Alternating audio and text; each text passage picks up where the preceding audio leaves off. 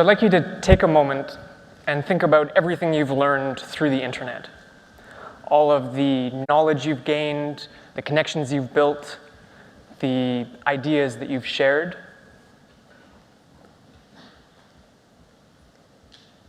There we go. I distinctly remember when I was a teenager back in the 90s, the first time I got on a chat system and talked to somebody in Japan, another student in Japan. And we had this conversation. I was learning about another culture. Instantly, I felt connected to a broader world beyond the world that in my immediate surroundings. And these last few years in particular, we've been seeing this online learning revolution. It's been all in the media. There's a lot of popularity. The number of websites with online learning resources has been exploding. So what is all this excitement about? What is it that's new about what's going on right now?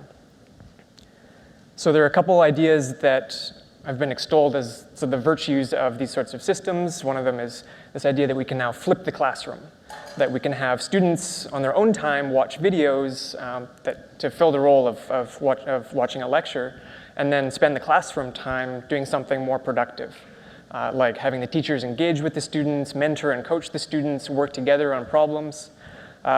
And with teachers being empowered by this to be able to spend more time with the students and to track the progress of the students and to really be more engaged with the students. Mastery-based learning is another thing this allows. So students can work at their own pace. Students can, we don't have to leave any students behind who are not able to keep up or moving in a different direction. We can also allow students who are excited about learning something to run with it and not hold them back, to keep them in line with everybody else. But there's something else that's sort of the elephant in the room, which is a big idea that's sometimes mentioned, but I think is at the core of what's so important about this online learning revolution. And it's in the missions of a lot of these online platforms. It's this idea of ubiquitous access, that finally we can reach everybody with these educational materials. So Khan Academy's mission statement, changing education for the better by providing a free world-class education for anyone, anywhere. Coursera, connecting people to a great education so that anyone around the world can learn without limits. And edX, the future of online education for anyone, anywhere, anytime. So the internet has finally allowed us to achieve this goal for the first time ever of reaching everybody with these online educational resources. And the internet now is truly ubiquitous, isn't it? I mean, I can use the internet on airplanes. I can use it on boats while I'm being driven around, not while I'm driving. So if sort of the world is at my fingertips, I feel like I'm connected to the entire world. But there's this sort of nagging doubt, right? Or maybe there's some people beyond the fringes. What about people who are sort of outside of the reaches of this network? Presumably, we haven't quite reached everybody yet. Well, it turns out that yes, we're in the middle of an online learning revolution, but not everybody's being included. 2/3 of the world has no internet access, are not internet users. That's 4.5 billion people.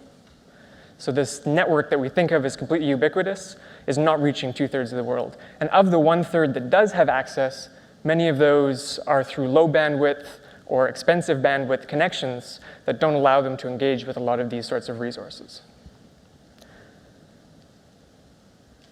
And it's even worse than that because it's not evenly distributed. The large majority of this connectivity is in affluent countries. In the poorer countries, 6% have internet access. And this is a problem because specifically those countries are the ones that could, in many ways, benefit most from these resources. They're the countries that have the fewest teachers, the fewest books, the fewest other educational resources. So the people that could perhaps most benefit from this online learning revolution are the ones who are least able to access it. And it's going to take generations, decades before, especially for those countries, those populations, connectivity actually does become ubiquitous. The day will come, but in the meantime, we're leaving generation after generation behind. And this is really important because it feeds into this spiral of poverty where a lack of education leads to lower standards of living, and then that leads further to less access to these resources, And so we're perpetuating this if we can't intervene and try and break that cycle. So that's why we made KA Lite. This is an offline version of Khan Academy. So it's an offline website, which I'll look at in a minute. How is that even possible? So it's a platform for serving these over 4,000 videos that Khan Academy has in everything from math through art history. Includes dynamic aspects of the website like progress tracking, points, coach reports, so it can still empower the teachers that are using it. And it's designed to run on anything. So let's take a step back and think about how this can work. So if we have a regular website, it's running somewhere in the cloud, and students are connecting through to it through the internet. How can we then bring this into the classroom? Well, it's another type of flipping where we can take, in a remote school with no internet access, we can put the server directly into the school. So we can have the website, KA Lite, running on the server in the school, and student computers connecting and students engaging through those computers.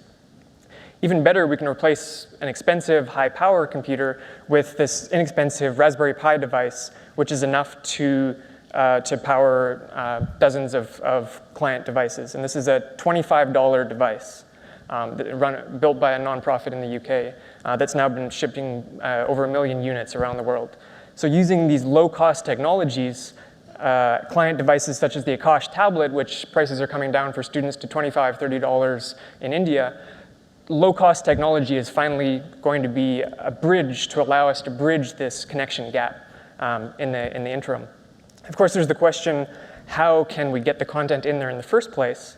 And it's not really, in this sense, as bad as you might initially think, because into, say, the larger cities, there's going to be some higher bandwidth connections. We can transfer the content, transfer the software in through these higher bandwidth connections, and then slowly trickle update, connect down through more remote areas and get the content to them there. And then we can finally take advantage of the sneaker net, so just physical transport. People move around. People can carry a USB stick connected into a computer in a remote school and install the software there and copy the videos over there to give them access. So it can run either just on the end user's computer, or it can run on a dedicated server in the school. Teachers can also connect into the system, see user data, and empower the teacher to engage with their students and track their progress, while at the same time allowing students to work at their own pace in a mastery-driven approach.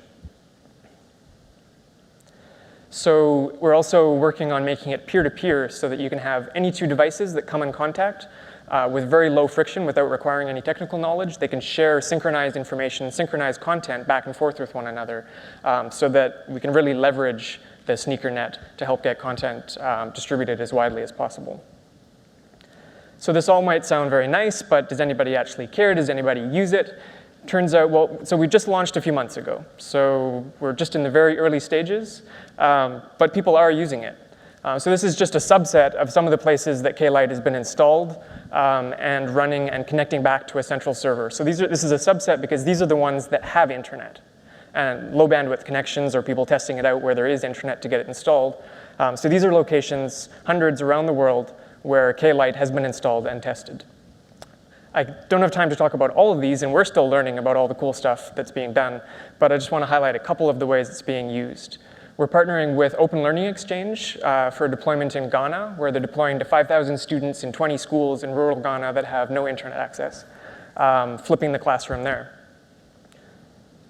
This was an unexpected use. Within the US, there are also a lot of populations that don't have internet access, and especially high bandwidth internet connections. But in prisons, obviously there's a lot of value in educational content, but it's hard to reach them without internet access.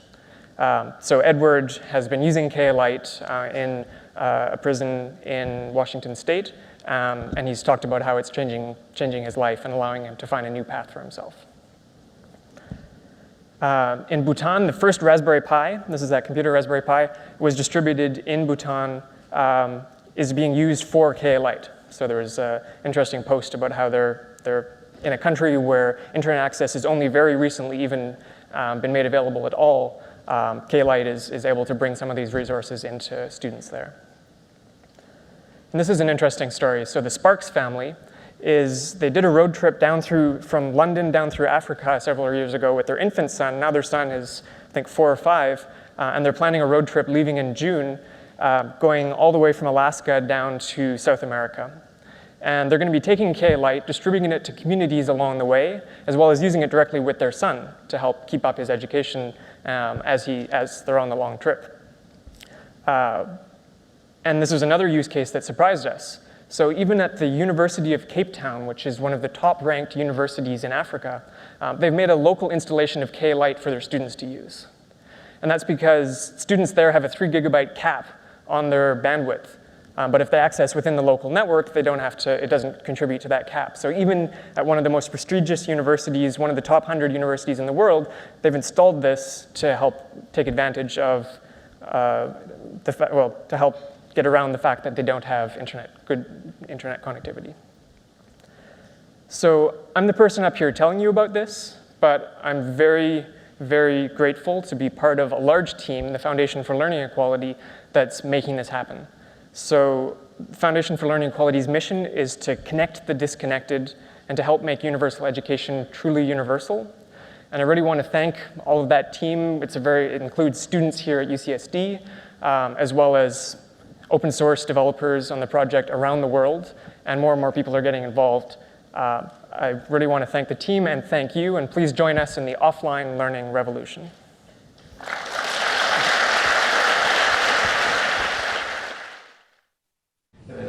Dropping costs of hardware with this innovative open source software to enable offline access to things like Khan Academy.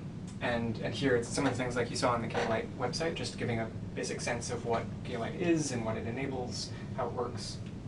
And then, have you seen the map? Yes. Before? Yeah, so this is a map of all of the different places that K-Lite has been installed, these red pins. And these green houses are places where we've talked to them, we've gotten stories and pictures and stats back from the deployments. And it's now been in over 160 countries it's been installed. And that's in the last 2 years. Wow. And we've talked about some of the context, but like rural schools, this is a project we have in India, an orphanage in Cameroon, after-school programs, refugee camps. This is a picture from Lebanon, from the program that UNICEF is doing there, and prisons as well all across the US are using it for education programs. And it's only been around for a couple of years, but it's starting, because we don't just want to have a lot of users, we want to show that those users are learning things, that it's having an impact, it's enabling new opportunities for them, this sort of thing. So there are a few studies that are underway, and we have some other ones that aren't released yet that will be coming soon, but for instance, Libraries Without Borders in a project in Cameroon showed a 14% increase in math ability after a 3-month program with using K-Lite with the kids, relative to a control group. Through these implementation partnerships and content partnerships, we want to be a small, lean, nimble team that enables many NGOs to achieve their educational objectives, as well as in parallel, in terms of growth and reach, continuing to support grassroots adoption, so we don't have to be involved with every deployment, every implementation. We provide the tools that then can be leveraged for many different contexts. So our goal is, we've had a lot of challenges. We've raised $675,000 over these past 2 years, and that's allowed us to support the salaries for our small core team. But in order to fully execute on this mission, we need to raise $2 million by December to give ourselves the runway so that we can create this new platform, so we can actively sort of do implementations and outreach to reach millions and millions of learners around the world. This is just some background on where the funding has come from so far. We don't want to be dependent on grants and donations, so we're looking at different software or sustainability models, including software development, where we build something specific that a partner wants. It feeds into the open source product, support contracts, or bundling hardware. And this is just a closing slide, and we may add some more things at the closing here, just to get some of the stories and pictures from deployments around the world. Yeah, so the Hewlett Foundation, who's been one of our greatest supporters from the beginning, early on in the project, because they truly believe in open education, they truly want to have a global impact with education. They've been one of our primary funders. Our primary operational funding for the last 2 years has come from them.